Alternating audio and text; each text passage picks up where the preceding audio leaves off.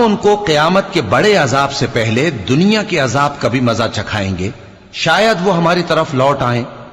اور اس شخص سے بڑھ کر ظالم کون جس کو اس کے پروردگار کی آیتوں سے نصیحت کی جائے تو وہ ان سے منہ پھیر لے۔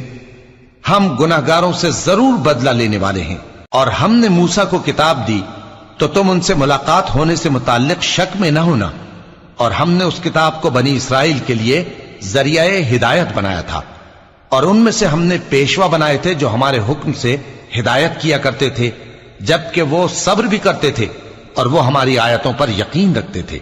بلا شبہ تمہارا پروردگار ہی ان میں جن باتوں میں وہ اختلاف کرتے تھے قیامت کے روز فیصلہ کر دے گا۔ کیا ان کو اس امر سے ہدایت نہ ہوئی کہ ہم نے ان سے پہلے بہت سی امتوں کو جن کے رہنے کے مقامات میں یہ لوگ چلتے پھرتے ہیں ہلاک کر دیا؟ بے شک اس میں نشانیاں ہیں، تو یہ سنتے کیوں نہیں؟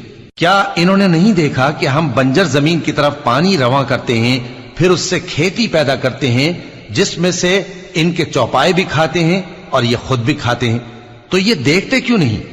اور کہتے ہیں اگر تم سچے ہو تو یہ فیصلہ کب ہوگا؟ کہہ دو کہ فیصلے کے دن کافروں کو ان کا ایمان لانا کچھ بھی فائدہ نہ دے گا اور نہ ان کو مہلت دی جائے گی، تو ان سے منہ پھیر لو اور انتظار کرو، یہ بھی انتظار کر رہے ہیں۔